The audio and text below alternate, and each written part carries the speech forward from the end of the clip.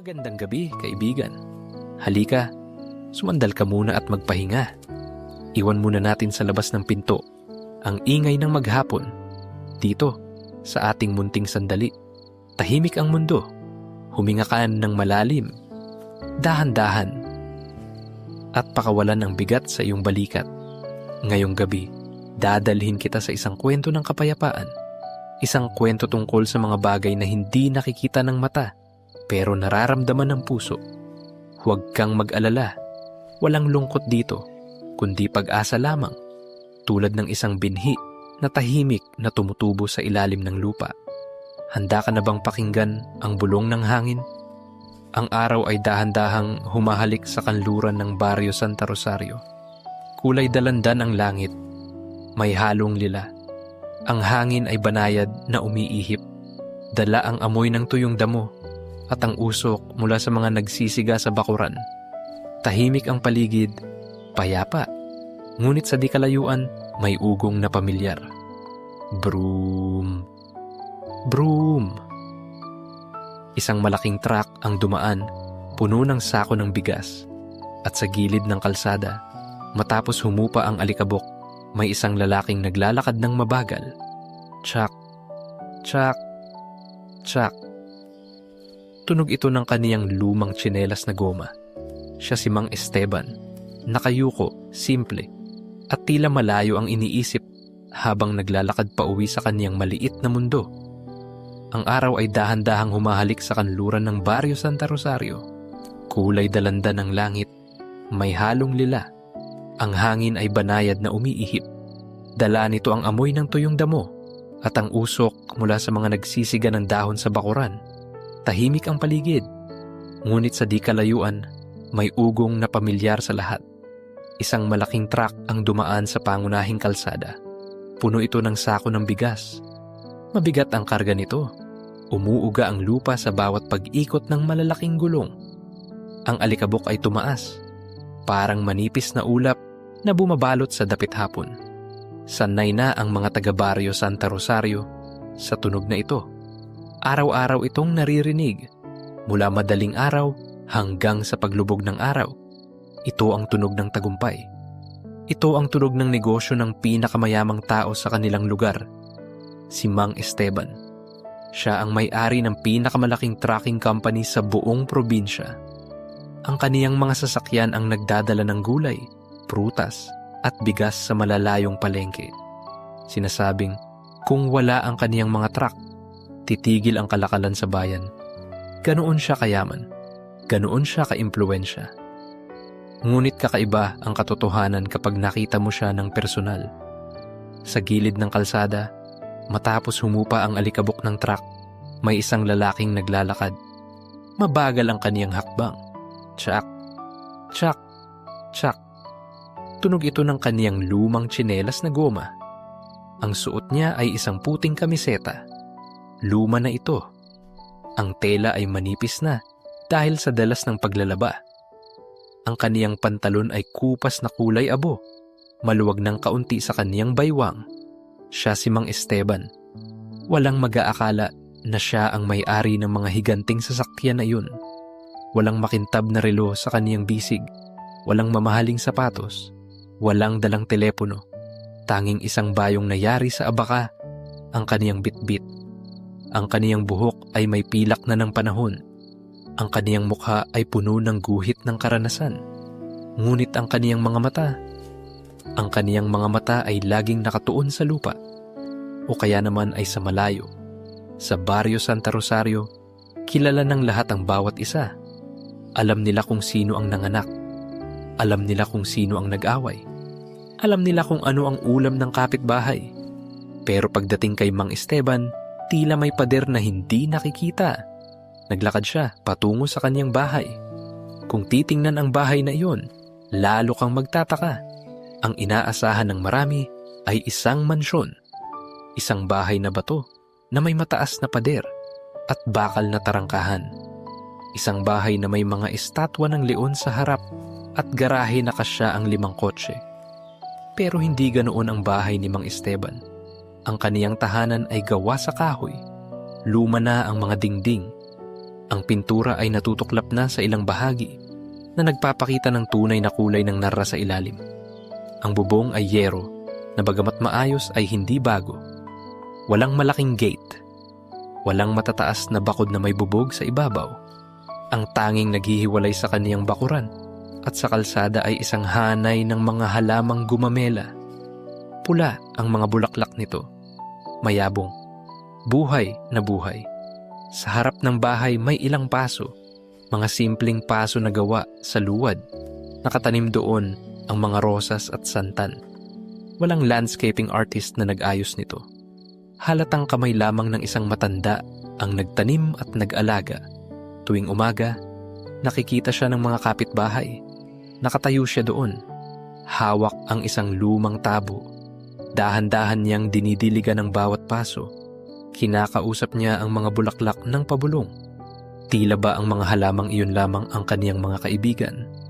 Sa hapon naman, tulad ngayon, naglalakad siya pauwi galing sa palengke.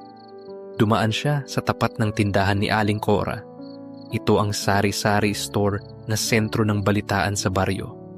Naroon ang ilang kalalakihan, nakaupo sa mahabang bangko, nagpapahinga matapos ang trabaho sa bukid. Naroon din ang ilang kababaihan na namimili ng panghapunan. Tumahimik ang paligid nang dumaan si Mang Esteban. Yumuko siya ng kaunti. Isang tanda ng paggalang, "Magandang hapon po." Mahina niyang bati. Halos hindi marinig, parang bulong ng hangin. "Magandang hapon din, Mang Esteban," sagot ni Aling Cora. Nginitian lang siya ng matanda, isang tipid na ngiti. Hindi umaabot sa mata. Pagkatapos ay nagpatuloy na siya sa paglalakad. Ang tunog ng kaniyang tsinelas ay lumayo ng lumayo. Nang makalayo na siya, bumalik ang ingay sa tindahan. Ang mga bulungan ay nagsimula na parang huni ng mga bubuyog. "Grabe pare," sabi ng isang lalaki na may tuwalya sa balikat. "Ang yaman-yaman, pero tignan mo naman, parang walang pambili ng bagong tsinelas." "Oo nga," sang-ayon ng isang ginang habang namimili ng itlog. "Yung mga truck niya, libo-libo ang kinikita araw-araw. Pero yung bahay, mas maganda pa yata ang bahay ni Kapitan." Napailing si Aling Cora. Inayos niya ang mga garapon ng candy sa estante. "Hayaan niyo na," anya. "Baka naman nag-iipon lang. Alam niyo naman ang matatanda, kuripot minsan." "Hindi lang kuripot, Mari," singit ng isa pa. "Medyo, alam mo na, walang pakialam." Ito ang tingin ng Baryo Santa Rosario kay Mang Esteban, isang mayaman na walang koneksyon sa puso ng nayon. Naaalala pa nila noong nakaraang buwan. May malakas na bagyo. Maraming bubong ang nilipad. Nag-ikot ang mga opisyal ng barangay para manghingi ng tulong sa may mga kaya. Ang lahat ay nagbigay. May nagbigay ng bigas. May nagbigay ng yero. May nagbigay ng noodles. Nakahilera ang pangalan ng mga donor sa bulletin board sa plaza. Malalaki ang letra, makhukulay. Pero wala doon ang pangalan ni Mang Esteban. Wala ni isang kusing. Kahit sa fiesta ng patron hindi siya nakikita. Kapag may prosesyon, nakasara ang kaniyang mga bintana. Kapag may basketball league ang mga kabataan, wala ang pangalan niya sa likod ng jersey bilang sponsor. Hindi siya nagpupunta sa mga binyag. Hindi siya dumadalo sa mga kasal. Hindi siya nakikisali sa karaoke tuwing Sabado ng gabi. Siya ay isang isla sa gitna ng dagat ng mga tao. Habang naglalakad si Mang Esteban pauwi, marahil ay nararamdaman niya ang mga matang nakatingin sa kanya. Marahil ay naririnig niya ang mga bulungan na sumasabay sa hangin. Pero hindi siya lumilingon. Ang kaniyang likod ay tuwid pa rin, bagamat mababakas ang bigat ng taon. Binuksan niya ang pinto ng kaniyang bahay. Kriik! Tunog ito ng lumang bisagra na nangangailangan ng langis. Pumasok siya sa loob.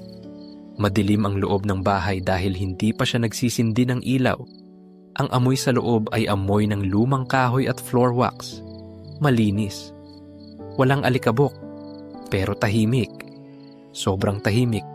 Inilapag niya ang kaniyang bayong sa mesa. Isang mesang gawa sa narra, makintab at matibay. Ito ang mesa kung saan siya kumakain araw-araw. Mag-isa. Kinuha niya ang laman ng bayong.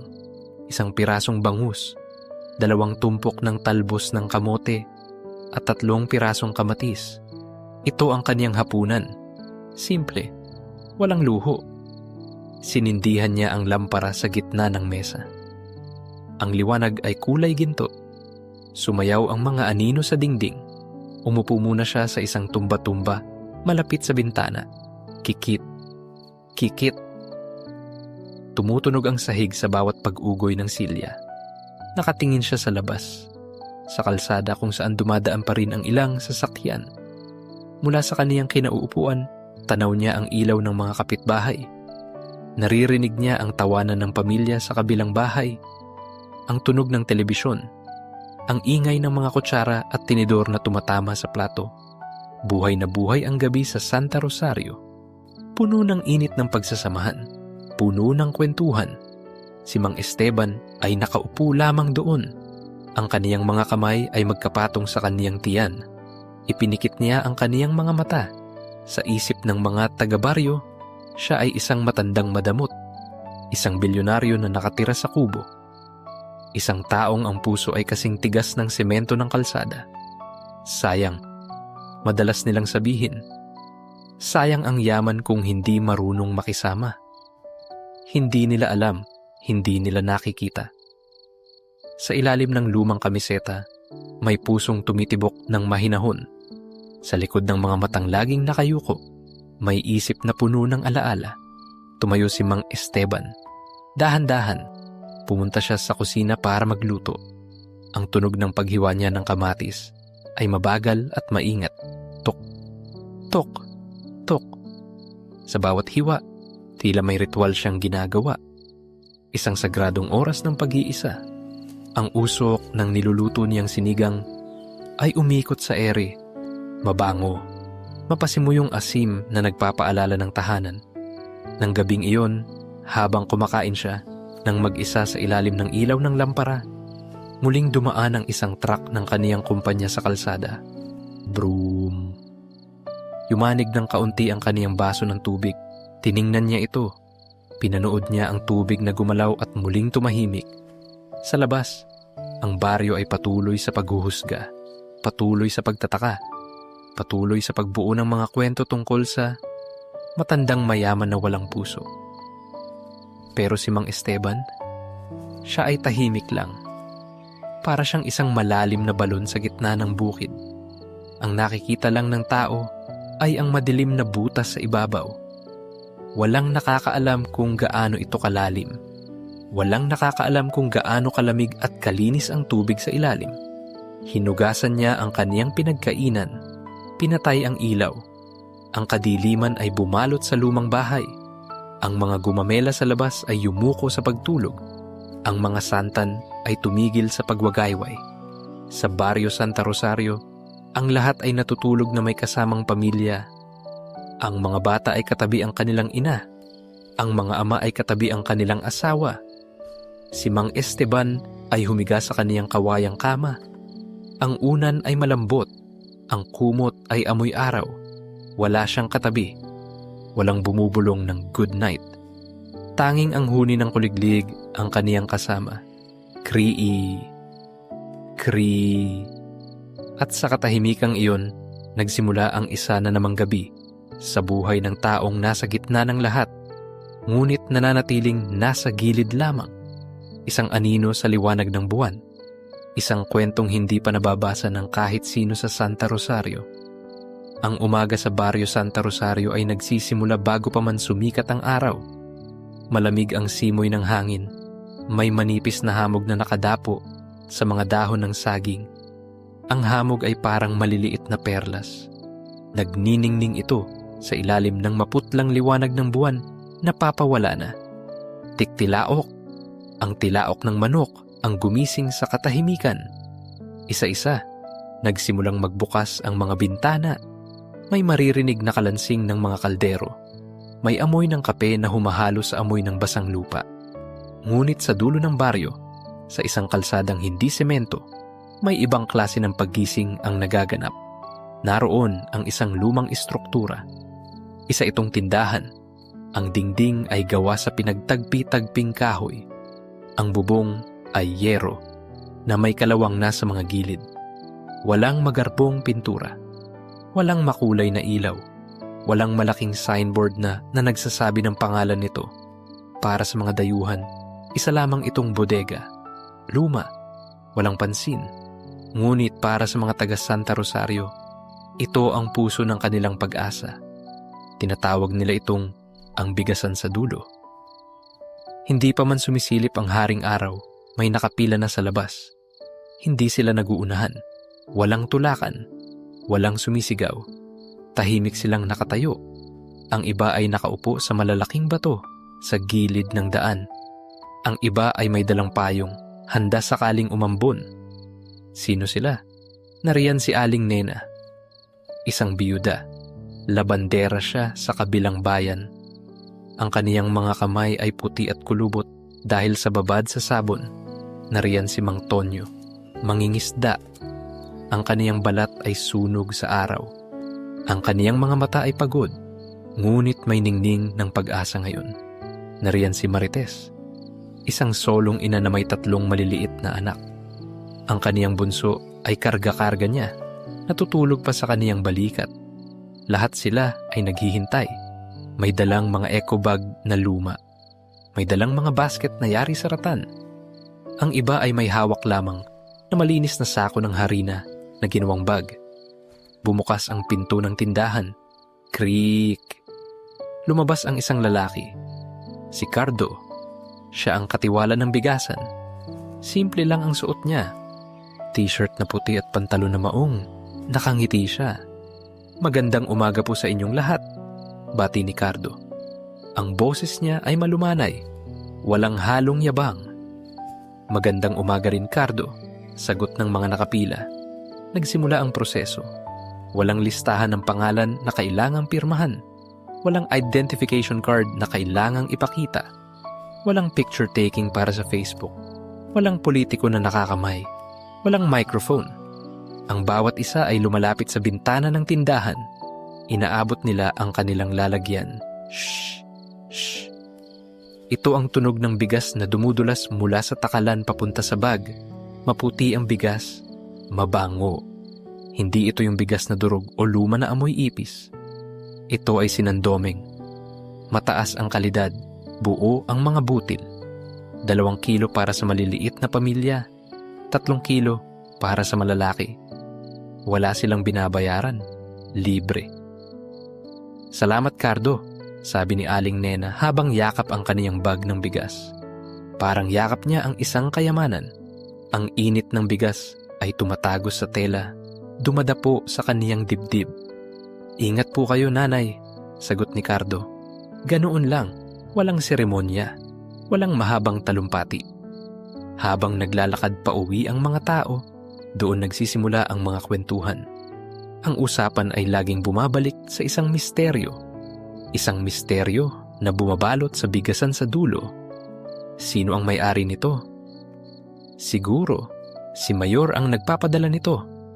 Bulong ng isang lalaki habang naglalakad sila sa pilapil. Naku, hindi, sagot ng kaniyang kasama. Kung si Mayor yan, may tarpaulin na yan na may mukha niya. Kilala mo naman na yun, gusto laging bida. Nagtawanan sila ng mahina. Eh sino kaya? Tanong ni Marites. Inayos niya ang tulog ng kaniyang anak. Baka naman may OFW na nagpapadala. Yung galing sa Saudi o Amerika. Pwede, tango ni Aling Nena. Baka panata niya. Salamat sa Diyos at may mga taong ganito. May mga anghel sa lupa. Ang usapan ay napunta sa paghanga. Pinupuri nila ang kabutihan ng taong hindi nila kilala. Pinupuri nila ang pagiging bukas palad nito, ang pagiging tahimik tumulong. Sinasabi nila na ang taong ito ay siguradong may gininto ang puso, na pinagpala ito ng Diyos dahil marunong lumingon sa mahihirap, at sa bawat papuri sa misteryosong may-ari, may kasunod na buntong hininga. Isang paghahambing. Buti pa tong may-ari ng bigasan, sabi ni Mang Tonyo. Huminto siya sandali para sindihan ang kaniyang sigarilyo. Hindi nagpapakilala, pero ramdam mo ang tulong. Oo nga, sagot ng isa pa. Hindi katulad nung isa dyan. Hindi nila kailangang banggitin ang pangalan. Alam ng lahat kung sino ang tinutukoy. Si Mang Esteban. Grabe no? Iling ni Aling Nena. Yung matandang siyon ang daming truck, ang daming pera. Pero ni isang kilong bigas, hindi makapagbigay sa barangay. Tama ka dyan, Mari, sagot ni Marites. Nakasalubong ko siya kahapon. Nakayuko lang. Parang ayaw makakita ng tao. Ang sungit siguro talaga nun. Kuripot ka mo, dagdag ni Mang Tonyo. Yung bahay nga, ayaw ipaayos eh. Baka natatakot na hingan natin ng abuloy kapag nalaman nating mayaman siya. Natawa sila ng mapait. Sa isip nila, may dalawang uri ng mayaman sa mundo. Ang una ay ang mabait na misteryoso, ang may-ari ng bigasan, ang bayaning walang mukha, ang santong hindi nakikita. Ang pangalawa ay ang madamot na Esteban, ang matandang walang pakialam, ang taong namumuhay sa sarili niyang mundo. Ang hindi nila alam, iisang tao lang ang pinag-uusapan nila. Ang bigas na yakap-yakap ni Aling Nena, galing iyon sa bodega ni Mang Esteban. Ang sweldo ni Cardo, galing iyon sa bulsa ni Mang Esteban. Ang bawat butil na isinasaing nila ngayon para sa agahan ng kanilang mga anak ay galing sa pawis ng taong hinuhusgahan nila. Sa loob ng bigasan, abala si Cardo. Inaayos niya ang mga sako. Tinataktak niya ang mga natapon na butil. Walang nakakaalam ng sikreto kundi siya at ang kaniyang amo. Naaalala niya ang bilin ni Mang Esteban noong unang araw na buksan nila ito. 10 taon na ang nakararaan. Simple lang ang sinabi ng matanda. Cardo, huwag mong sasabihin kahit kanino na ako ang may-ari nito. Kapag nagtanong sila, sabihin mo lang na galing sa kaibigan. Bakit po, boss? Tanong ni Cardo noon. Hindi po ba mas maganda kung alam nila para pasalamatan kayo? Ngumiti lang si Mang Esteban noon. Isang ngiti na malungkot ngunit payapa. Ang tunay na tulong, Cardo, ay hindi naghihintay ng kapalit. Kahit pasasalamat, hindi dapat hinihingi. Kapag nalaman nilang sa akin galing ito, baka mahiya silang tumanggap o baka isipin nila na nagyayabang ako. Hayaan mo na lang silang kumain ng payapa. Iyon ang prinsipyo ng matanda. Kaya't tuwing naririnig ni Cardo ang mga pasaring ng tao kay Mang Esteban, gusto niyang sumigaw. Gusto niyang ipagtanggol ang kaniyang amo. Gusto niyang sabihin ang totoo. Pero nananatili siyang tahimik. Dahil iyon ang utos. Sa labas, mataas na ang araw.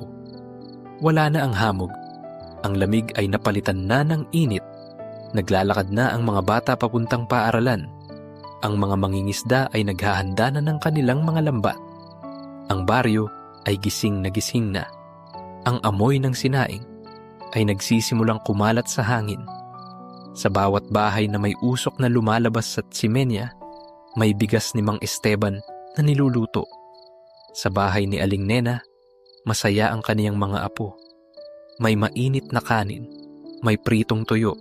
Busog sila bago pumasok sa eskwela. Ang sarap ng kanin, Lola, sabi ng bunso. Oo nga, anak, sagot ni Aling Nena habang sinusuklay ang buhok ng bata. Magpasalamat tayo sa Diyos at sa mabait na nagbigay nito. Sa kabilang dako ng baryo, kising na rin si Mang Esteban. Nasa hardin siya. Hawak ang kaniyang tabo at timba. Splash, splash. Pinubuhusan niya ng tubig ang kaniyang mga santan. Ang tubig ay tumutulo sa mga dahon, kumikinang sa ilalim ng araw. Wala siyang naririnig na papuri. Wala siyang natatanggap na medalya. Ang tanging naririnig niya ay ang tunog ng hangin sa mga puno. Ang tanging nararamdaman niya ay ang init ng umaga sa kaniyang balat. At sapat na iyon. Alam niya na sa oras na ito, daan-daang tiyan ang hindi kakalam. Daan-daang pamilya ang may lakas para harapin ang maghapon. Hindi nila kailangang malaman ang pangalan niya. Hindi nila kailangang makita ang mukha niya. Ang mahalaga, naroon ang tulong. Para siyang ugat ng isang malaking puno. nakabaon sa ilalim ng lupa. Madumi, madilim. Hindi nakikita ng mga tao na humahanga sa mga dahon at bulaklak. Ngunit kung wala ang ugat, mamamatay ang puno. Tumigil sandali si Mang Esteban sa pagdidilig. Tumingin siya sa malayo, sa direksyon kung nasaan ang bigasan sa dulo. Wala siyang nakikita mula sa kaniyang bahay kundi mga bubong ng kapitbahay. Pero napangiti siya. Isang ngiti na mas maliwanag kaysa kahapon.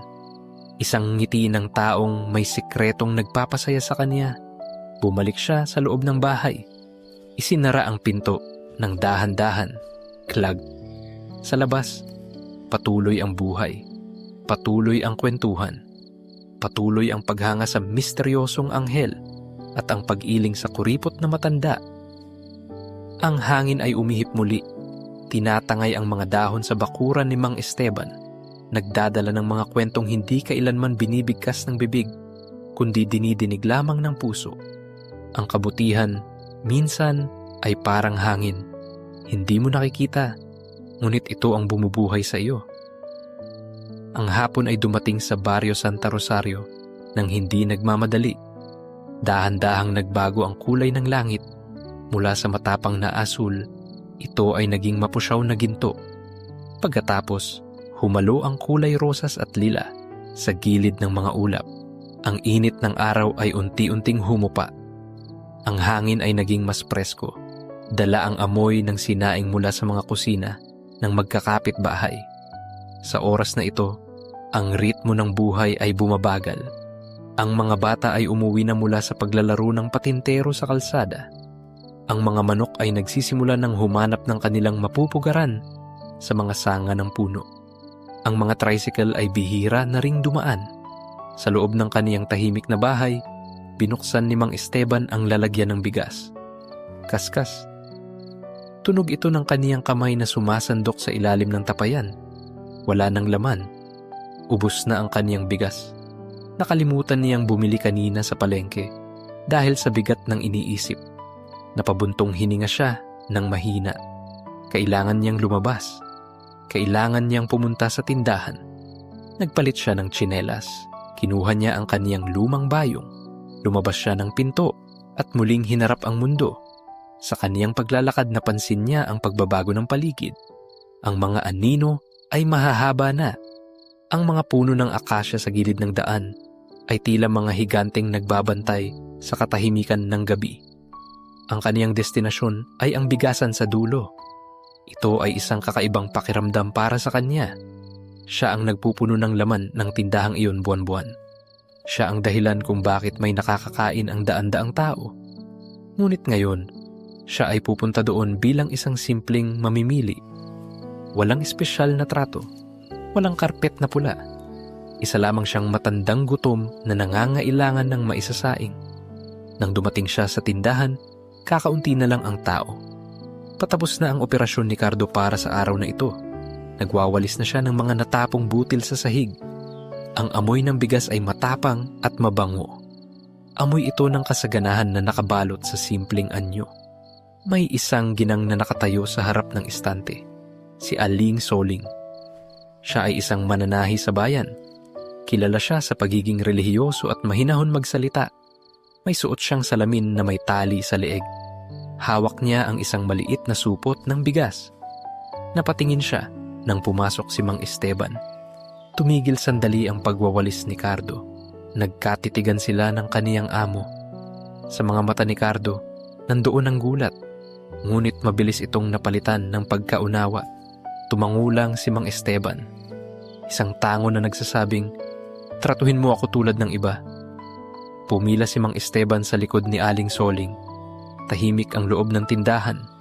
Tanging ang tunog ng hangin sa labas at ang tiktak ng orasan sa dingding ang naririnig. Tiktak, tiktak. Humarap si Aling Soling kay Mang Esteban. Ang kaniyang mukha ay may halong pagtataka at awa. "Mang Esteban," bati niya ng mahina. Ang boses niya ay magalang. "Kayo po pala." "Magandang hapon, Aling Soling," sagot ng matanda. Yumuko siya ng kaunti. Bumaba ang tingin ni Aling Soling sa bayong nadala ni Mang Esteban. Luma na ito. may tastas na sa hawakan. Pagkatapos, tumingin siya sa mukha ng matanda. "Bibili po kayo ng bigas?" tanong niya. Tila hindi siya makapaniwala.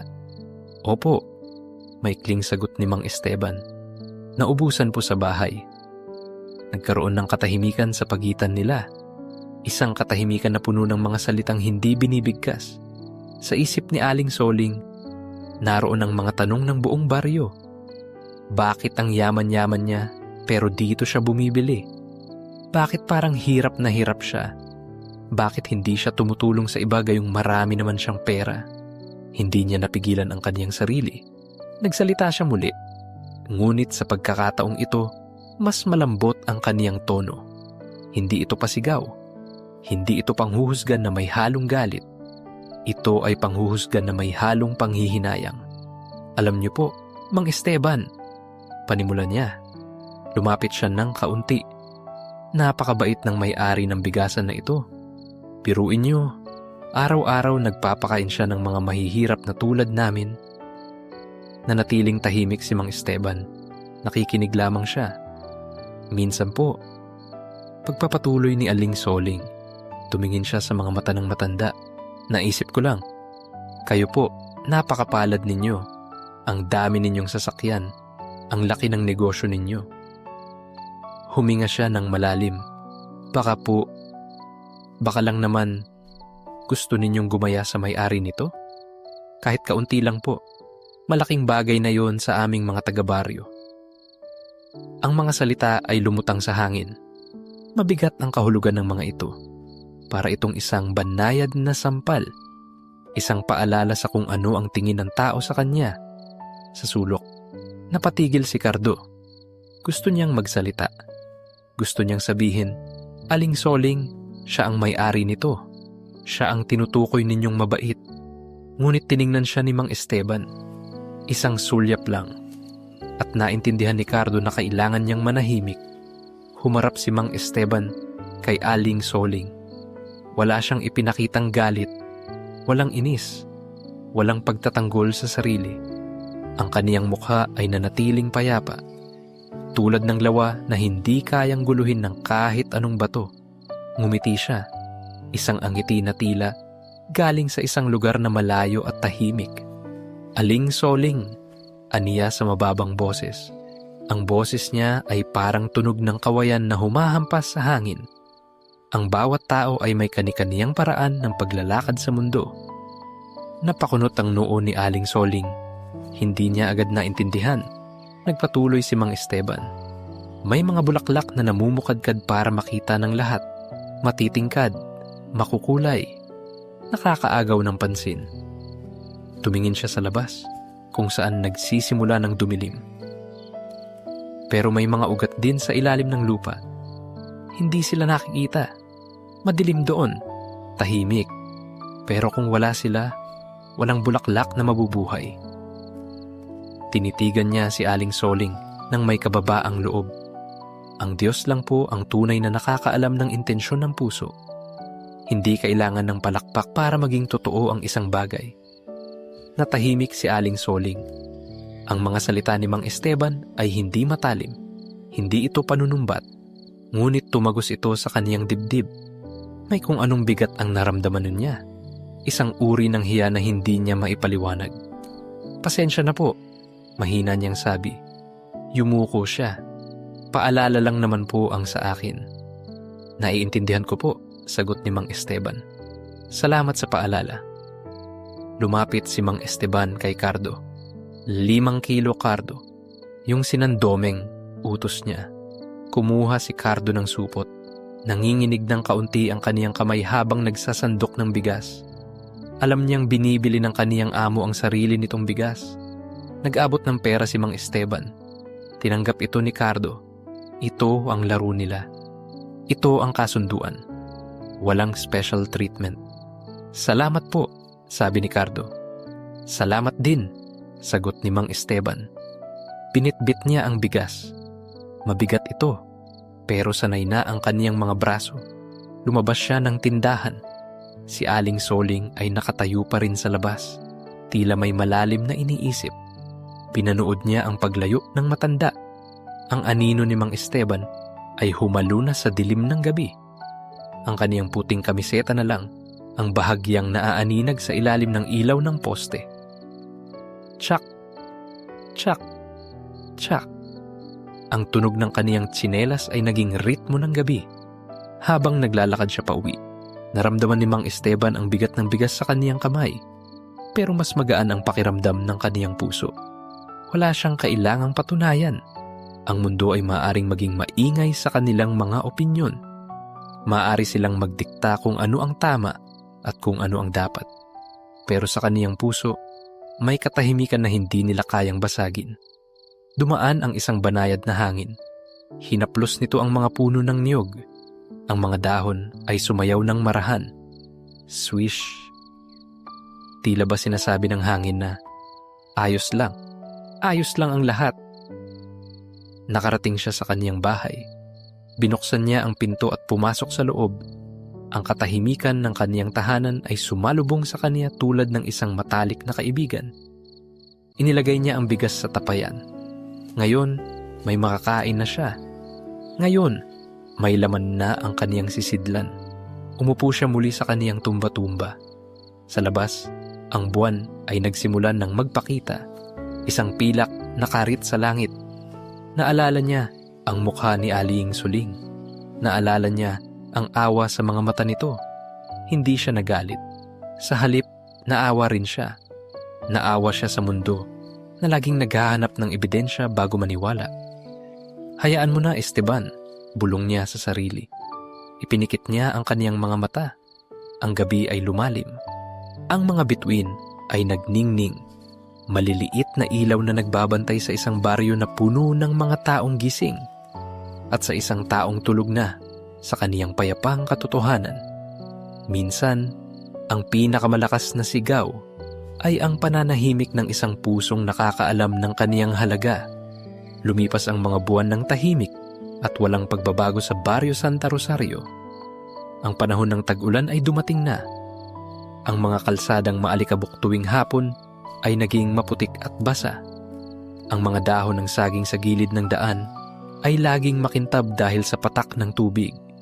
Sa bawat pagbagsak ng ulan sa mga bubong na yero, tila may musikang bumabalot sa buong nayon, tiktilaok. Ang mga manok ay mas matagal bago bumaba sa kanilang mga pugad tuwing umaga. Ang hangin ay mas malamig, nanunuot sa buto. Masarap matulog ng mahimbing sa ilalim ng makapal na kumot. Ngunit para kay Mang Esteban, ang buhay ay isang ritual na hindi binabago ng panahon. Kahit umuulan, nakikita pa rin siya sa kaniyang hardin tuwing umaga. Nakasuot siya ng kapote na kulay dilaw. Luma na ito at may punit sa manggas. Dahan-dahan niyang inaalis ang mga tuyong dahon sa kaniyang mga rosas. Kinakausap niya ang mga ito ng pabulong. Tila sinasabi niya na huwag matakot sa ulan dahil ito ay biyaya ng langit. Sa loob ng kaniyang bahay isang gabi, nakaupo si Mang Esteban sa harap ng kaniyang mesa. Hawak niya ang isang envelope. Kulay kape ito. Simple, walang tatak, walang sulat sa labas. Sa loob nito ay ang perang kinita ng kaniyang mga truck. Ito ang perang bubuhay sa bigasan sa dulo para sa susunod na buwan. Dumating si Cardo. Kumatok siya sa pinto ng mahina. Tok-tok. Binuksan ni Mang Esteban ang pinto. Pumasok ang amoy ng basang lupa at ang lamig ng gabi. Magandang gabi po, boss. Bati ni Cardo habang ipinapagpag ang kaniyang payong. Magandang gabi, Cardo. Sagot ng matanda. Inabot niya ang envelope. Ang kaniyang kamay ay medyo nanginginig na. Ang balat niya ay manipis na parang papel at makikita na ang mga ugat na kulay asul. Siguraduhin mong may bigas ang lahat, ha? Bilin ni Mang Esteban. Ang boses niya ay mahina, parang huni ng hangin sa kawayanan. Opo, boss. Makakaasa po kayo, sagot ni Cardo. Tinanggap niya ang sobre ng may paggalang. Tinitigan ni Cardo ang kaniyang amo. Napansin niya na mas maputi na ang buhok nito. Mas malalim na ang mga guhit sa kaniyang mukha. At ang kaniyang mga mata ay parang lawa na payapa pagkatapos ng bagyo. Magpahinga na po kayo, boss, sabi ni Cardo bago umalis. Magpapahinga na, bulong ni Mang Esteban. Isinara niya ang pinto. Bumalik siya sa kaniyang tumba-tumba. Sa gabing iyon, ang ulan ay tumigil. Ang mga ulap ay humawi at nagpakita ang buwan. Ang liwanag nito ay pumasok sa bintana. Gumuhit ng pilak sa sahig na gawa sa kahoy. Nakaramdam si Mang Esteban ng pagod. Hindi ito ang pagod ng katawan matapos magtrabaho. Ito ay ibang uri ng pagod. Isang pagod na malalim. Isang pagod na nagsasabing tapos na ang kaniyang tungkulin. Tumingin siya sa paligid ng kaniyang bahay. Nakita niya ang mga litrato sa dingding. Litrato ng kaniyang mga magulang na matagal nang wala. Litrato ng kaniyang kabataan noong nagsisimula pa lang siya sa negosyo. Wala siyang asawa. Wala siyang anak. Ang buong buhay niya ay ibinuhos niya sa pagtatrabaho at sa huli, sa pagbibigay ng tahimik. Maraming nagsasabi na malungkot ang buhay niya, na sayang ang kaniyang yaman dahil walang magmamana. Pero napangiti si Mang Esteban. Alam niya ang totoo. Ang yaman niya ay wala sa bangko. Ang yaman niya ay nasa tiyan ng mga batang hindi natulog ng gutom. Nasangiti ng mga biyudang may naisaing. Ang pamilya niya ay ang buong baryo Santa Rosario. Kahit hindi nila alam, ipinikit niya ang kaniyang mga mata. Ang paghinga niya ay naging mabagal. Hinga, buga, dahan-dahan, payapa. Ang kaniyang puso na tumibok ng maraming taon para sa iba ay nagsimula ng magbagal ng ritmo. Parang isang orasan na nauubusan na ng battery. Hindi siya nasaktan. Walang sumakit sa kaniyang dibdib. Walang takot na bumalot sa kaniya. Ang naramdaman lang niya ay isang mainit na yakap. Parang yakap ng isang ina sa kaniyang anak na galing sa mahabang paglalaro. At sa katahimikan ng madaling araw, habang ang hamog ay bumababa sa mga bubong ng baryo, si Mang Esteban ay naging bahagi na ng katahimikan. Tulad ng isang dahong lanta na kusang bumitaw sa sanga. Walang tunog na bumagsak sa lupa. Naging isa na siya sa hangin. Naging isa na siya sa lupa.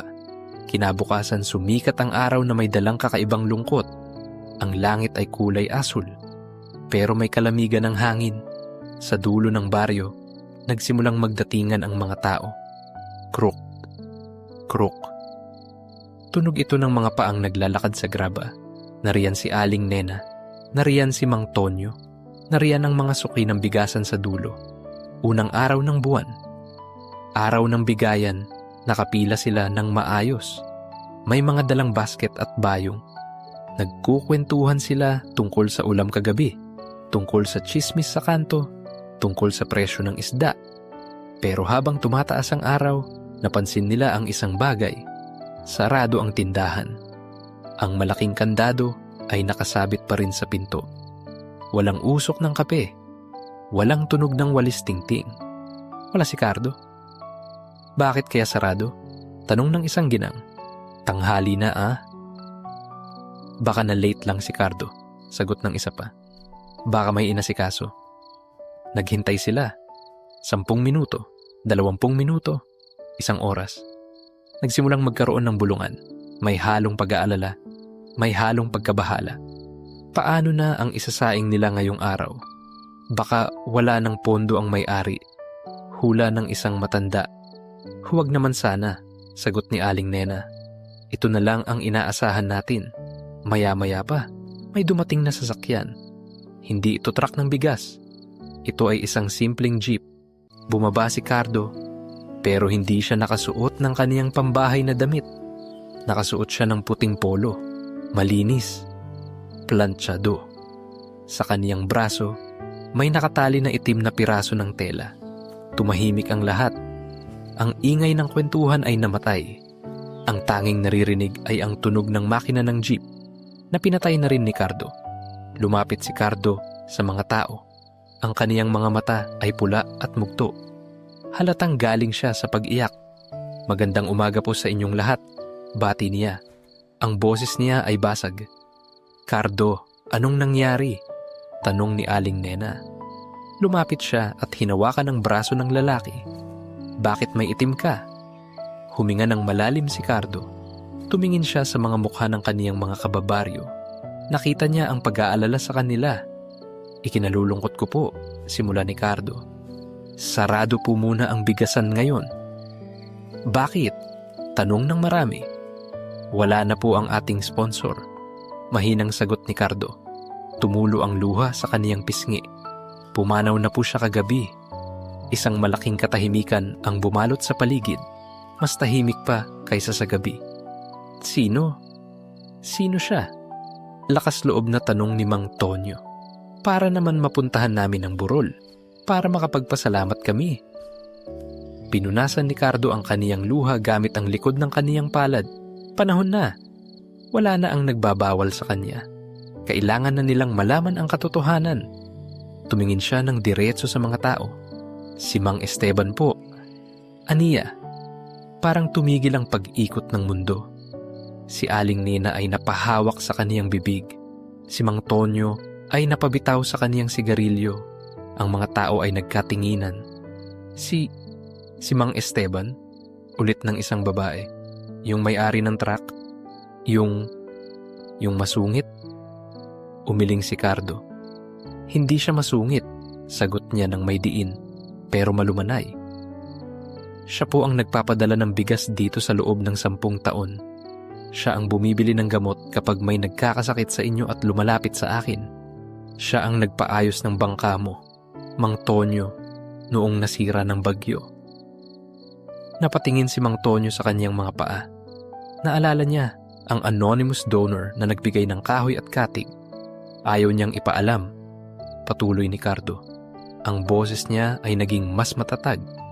Sabi niya, ang pagtulong ay hindi dapat ipinagmamalaki. Sabi niya, mas gusto niyang isipin niyo na kuripot siya kaysa isipin niyo na may utang na loob kayo sa kanya. Ang mga salita ay tumagos sa puso ng bawat isa na naroon. Walang sumigaw. Walang nagiiyak ng malakas. Ang naramdaman nila ay isang uri ng hiya na humalo sa matinding paggalang. Naalala ni Aling Nena ang mga panahon na nadaanan niya si Mang Esteban at hindi binati. Naalala ng mga lalaki sa sari-sari store ang mga biro nila tungkol sa lumang tsinelas ng matanda. Naalala ni Aling Soling ang sinabi niya sa tindahan noong nakaraan. Baka gusto ninyong gumaya sa may-ari nito? Ang may-ari pala ay nasa harap na niya noon at nangginitian lang siya nito. Ang bigat ng katotohanan ay dumapo sa Barrio Santa Rosario. Hindi ito mabigat dahil sa lungkot. Mabigat ito dahil sa aral. Binuksan ni Cardo ang pinto ng tindahan. Kriik. May bilin po siya bago siya nawala, sabi ni Cardo. Sabi niya, siguraduhin ko raw na may bigas kayo ngayong araw. Ito na po ang huling padala niya. Pumasok si Cardo sa loob. Nagsimula siyang magtakal ng bigas. Pero walang gumalaw sa pila. Walang lumapit agad para kumuha. Nakatayo lang sila doon. Tinitignan ng tindahan na luma. Tinitignan ng daan kung saan madalas dumaan ang truck ni Mang Esteban. Sa di kalayuan, ang kampana ng simbahan ay tumunog. Klang. Klang. Klang. Mabagal. Malungkot. Ito ang tunog ng paghahatid sa isang kaluluwa. Pero sa puso ng mga taga-Barrio Santa Rosario, hindi lang ito tunog ng kamatayan. Ito ay tunog ng paggising. Isa-isa, dahan-dahan, lumapit sila sa bintana ng bigasan. Tinanggap nila ang bigas hindi bilang limos, kundi bilang isang banal na alaala. Salamat, Mang Esteban. Bulong ni Aling Nena habang yakap ang supot ng bigas. Tumulo ang luha niya sa plastik. Ang hangin ay umihip muli. Dala nito ang amoy ng gumamela at santan mula sa hardin ng isang bahay na ngayon ay wala ng tao, ngunit puno ng presensya. Ang pagkawala ng isang tao ay hindi nasusukat sa ingay ng iyakan, kundi sa lalim ng katahimikang naiiwan sa puso ng mga nagmamahal. Lumipas ang 40 araw mula noong huling ihatid si Mang Esteban sa kaniyang huling hantungan. Ang panahon sa Barrio Santa Rosario ay nagbago na. Ang simoy ng hangin ay hindi na kasing lamig ng dati. May dala na itong init na nagpapahiwatig ng pagdating ng tag-araw. Ang mga palay sa bukid ay nagsisimula ng maging kulay ginto. Handa na ang mga ito para sa anihan. Sa dulo ng baryo, nakatayo pa rin ang lumang istruktura, ang bigasan sa dulo. Marami ang nag-akala na magsasara na ito tuluyan. Inisip nila na kasabay ng pagpanaw ni Mang Esteban, mawawala na rin ang tulong na kaniyang ibinibigay. Inisip nila na babalik na sa dati ang lahat, na ang bawat pamilya ay muling mag-isa sa kanilang pakikibaka. Ngunit nagkamali sila. Bukas ang pinto ng tindahan. Kriik. Ang tunog ng bisagra ay pamilyar pa rin. Ang sahig ay malinis at kintab sa floor wax. Ang amoy ng bigas ay naroon pa rin, humahalimuyak at nagbibigay ng pag-asa. Pero may nagbago sa loob. Wala na ang mahabang pila ng mga taong nakayuko at nahihiya. Wala na ang pakiramdam na sila ay simpleng tagatanggap lamang ng limos. Sa halip, may bagong enerhiya na umiikot sa tindahan. Si Aling Nena ay dumating ng maaga. Hindi siya nakapila para humingi. May dala siyang basket na yari sa kawayan. Laman nito ay mga sariwang talbos ng kamote at ilang piraso ng kalabasa galing sa kaniyang maliit na bakuran. Lumapit siya kay Cardo na nasa likod ng mesa. Cardo, nakangiting bati ni Aling Nena. May sobra sa ani ko ngayon. Isama mo na ito sa ipamimigay, ha? Tinanggap ito ni Cardo. Ang kaniyang mga mata ay may kislap ng tuwa. Salamat, Nanay Nena, sagot niya. Malaking bagay po ito. Maya-maya, dumating naman si Mang Tonyo. May dala siyang 3 kilong isda, bagong huli. Makikintab pa ang mga kaliskis. Para sa mga walang ulam, sabi ni Mang Tonyo. Inilapag niya ang banyera sa isang sulok. Pasensya na, yan lang ang kaya ko ngayon. Sobra-sobra na to, pari. Tapik ni Cardo sa balikat ng mangingisda.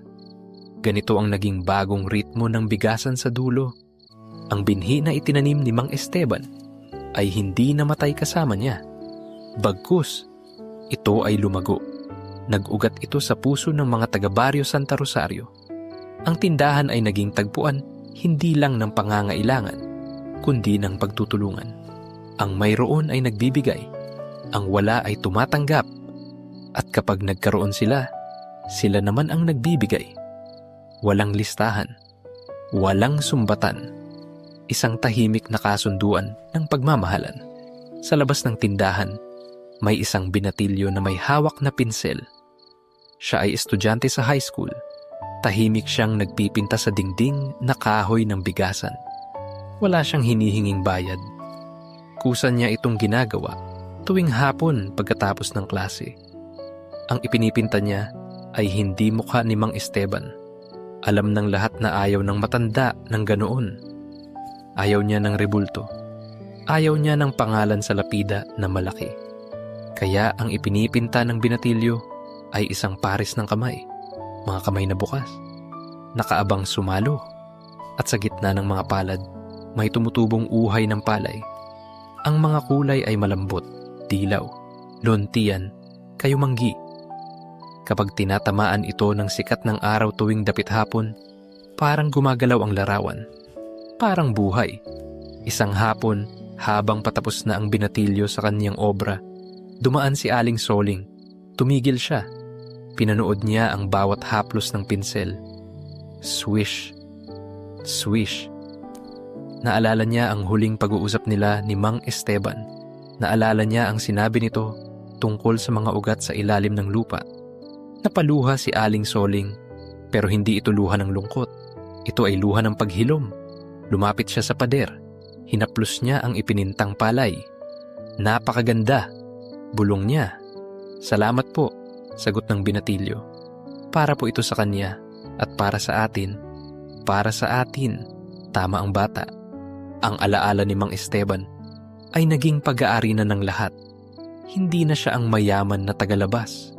Siya na ang lolo ng bayan. Siya na ang inspirasyon ng bawat isa. Samantala, sa bahay ni Mang Esteban, nananatili ang katahimikan, pero hindi ito ang uri ng katahimikan na nakakatakot o nakakaawa. Ang bakuran ay malinis. Walang tuyong dahon na nagkalat. Tuwing umaga, bago pumasok sa trabaho, dumadaan si Cardo.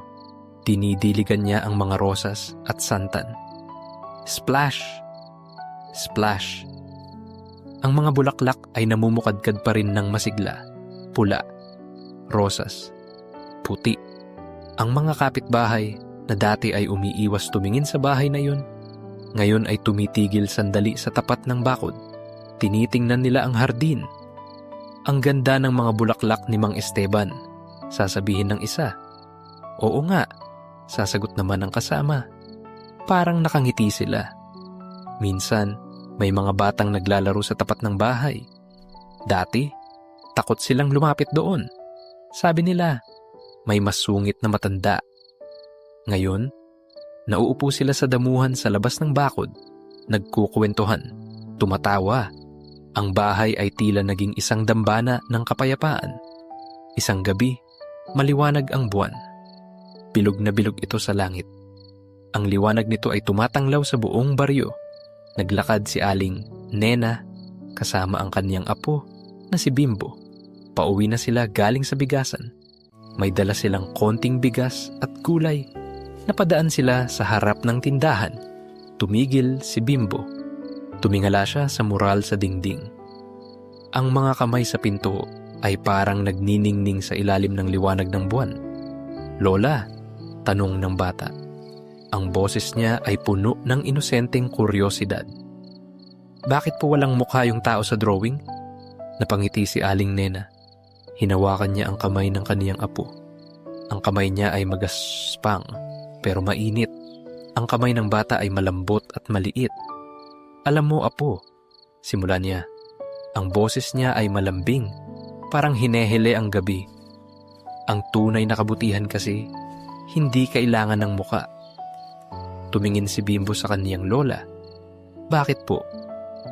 Kasi, paliwanag ni Aling Nena, kapag walang mukha ang tumutulong, pwedeng maging kahit sino siya. Itinuro niya ang dibdib ng bata. Pwedeng ikaw. Itinuro niya ang kaniyang sarili. Pwedeng ako. Tumingin siya sa paligid ng tahimik na baryo. Pwedeng tayong lahat. Natahimik ang bata. Tila iniintindi niya ang sinabi ng lola. Pagkatapos, tumango siya. Isang mabagal at seryosong tango. Nagpatuloy sila sa paglalakad pauwi. Krok. Krok. Ang tunog ng kanilang mga paa ay sumasabay sa huni ng mga kuliglig. Krii. Krii. Ang baryo Santa Rosario ay natutulog na naman. Pero iba na ang tulog nila ngayon. Mas mahimbing, mas panatag. Wala nang nangangamba kung saan kukuha ng kakainin bukas. Dahil alam nila na nandyan ang bawat isa. Alam nila na hindi sila pababayaan ng kanilang mga kapitbahay. Si Mang Esteban ay wala na sa kaniyang tumba-tumba. Wala na siya sa kaniyang hardin. Pero sa bawat butil ng bigas na isinasaing, sa bawat bulaklak na namumukadkad sa kaniyang bakuran, sa bawat kamay na nag-aabot ng tulong, nang walang hinihintay na kapalit, naroon siya. Ang kaniyang katahimikan ay naging isang awit. Isang awit na walang salita, pero naririnig ng bawat pusong marunong magmahal. At sa gabing iyon, habang ang hangin ay humahalik sa mga bintana, ang buong baryo ay niyakap ng isang payapang katotohanan na ang pag-ibig kapag ibinigay ng tapat at tahimik ay hindi kailanman nagwawakas. Ito ay nagiging hangin, nagiging lupa at nagiging buhay. Lumalim na ang gabi sa baryo Santa Rosario. Ang buwan ay nakadungaw sa tahimik na lansangan. Ang liwanag nito ay humahalik sa lumang dingding ng bigasan sa dulo. Doon, ang ipinintang mga kamay ay tila nagniningning. Hindi na ito simpleng pintura lamang. Ito ay naging simbolo ng isang pangakong walang hanggan. Ang pangako na walang sino man sa baryo ang muling mag-iisa. Sa hardin ng lumang bahay, ang mga rosas at santan ay patuloy sa pamumukadkad. Swoosh! Swoosh! Ang hangin ay banayad na umiihip sa mga dahon. Wala na ang matandang nagdidilig tuwing umaga. Wala na ang tunog ng kaniyang paang humahadlat sa lupa. Ngunit ang kaniyang presensya ay naroon pa rin. Nasa bawat ngiti ng batang busog, nasa bawat pagtutulungan ng magkakapitbahay, nasa katahimikan ng gabi na puno ng kapanatayagan. Si Mang Esteban ay hindi nawala. Siya ay naging bahagi ng hangin, naging bahagi ng lupa, naging bahagi ng bawat pusong natutong magbigay ng walang hinihintay na kapalit. Napatunayan ng Santa Rosario ang isang bagay, na ang tunay na yaman ay wala sa kaban. Ito ay nasa kakayahan nating maging ugat para sa iba, tahimik, matibay, at nagbibigay buhay. At dito nagtatapos ang ating paglalakbay ngayong gabi, kaibigan. Salamat sa iyong pagsama sa pagtuklas sa lihim ng Baryo Santa Rosario. Salamat sa pagbukas ng iyong puso sa kwento ng isang bayaning walang mukha. Naway baunin mo sa iyong pagtulog ang aral ng katahimikan, na kahit sa dilim, may liwanag na pwedeng mamukadkad kung ating aalagaan. Inaaanyayahan kitang muli sa susunod nating kwentuhan. Marami pa tayong mga landas na tatahakin at mga damdaming pagsasaluhan. Sa ngayon, ipahinga mo na ang iyong isip. Hayaan mong duyanin ka ng kapayapaan hanggang sa muli. Magandang gabi.